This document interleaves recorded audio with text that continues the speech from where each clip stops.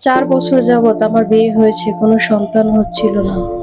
টেস্টের রিপোর্টটা হঠাৎ হাতে নিয়ে ডাক্তার বললেন, অভিনন্দন, আপনি মা হতে চলেছেন। তখন আমার পা কাঁপছিল আর চোখ দিয়ে আনন্দের অশ্রু ঝরছিল, কারণ এই একটি লাইনের জন্য আমি দীর্ঘ 4-5 বছর ধরে প্রতিটি সেকেন্ড গুনেছি। আমি একজন চাকরিজীবী নারী। কর্পোরেট লাইফের হাজারো ব্যস্ততার মাঝেও চারপাশের মানুষের বাঁকা কথা আর ভেতরের শূন্যতা আমাকে কুরে কুরে খেত। রাত যে জায়নামাজে বসে আল্লাহর কাছে কেঁদেছি, হে আল্লাহ, শুধু একটা বার আমাকে মা ডাক শোনার তৌফিক দাও। অবশেষে আল্লাহ আমাদের সেই হাজারো মোনাজাত কবুল করলেন। আমাদের ঘর আলো করে এলো এক মিষ্টি পরী। মেয়ের জন্মের পর অফিস থেকে 3 মাসের ছুটি নিয়েছিলাম।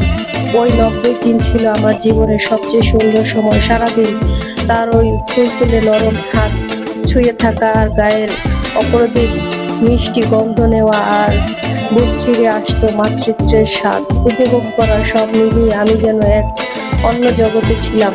কিন্তু সময় তো আর কারো জন্য থেমে থাকে না। দেখতে দেখতে 3 মাস কেটে গেল এবং বুকটা পাথর করে আমাকে আবার অফিসে ফেরার প্রস্তুতি নিতে হলো। বাস্তবতার খাতিরে বাচ্চাকে দেখভালের জন্য বাসায় একজন বিশ্বস্ত খালা রাখতে হলো।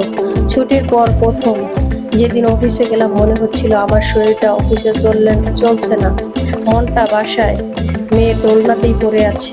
এখন আমার রুটিন বদলে গেছে। বাচ্চা সারাদিনের খাবার, জামা কাপড় গুছিয়ে খালার জিম্মায় দেওয়া, অফিসের ডেস্কে বসে মন ছটফট করা, আর সিসিটিভি ক্যামেরায় বারবার মেয়ের ঘুমন্ত মুখটা দেখা আর খালাকে ফোন দেওয়া। বাচ্চাটা এখন একটু একটু করে বড় হচ্ছে, চারপাশ বুঝতে শিখছে, আর ইদানিং তার ভিতরে শুরু হয়েছে মায়ের জন্য এক তীব্র টান, যাকে আমরা বলি বাচ্চার ফায়ার শুরু হওয়া। গতকাল অফিস থেকে ফিরতে একটু দেরি হয়েছিল। কলিং বেল বাজতেই খালা দরজা খুলে দিল। আমি ড্রয়িং রুমে পা রাখতেই মেয়ে খালার কোলে বসে আছে। আমাকে দেখা মাত্রই তার গোল গোল চোখ দুটো উজ্জ্বল হয়ে উঠল। সে খালার কোল থেকে প্রায় ঝাঁপিয়ে পড়ে আমার দিকে দুটো হাত বাড়িয়ে দিল।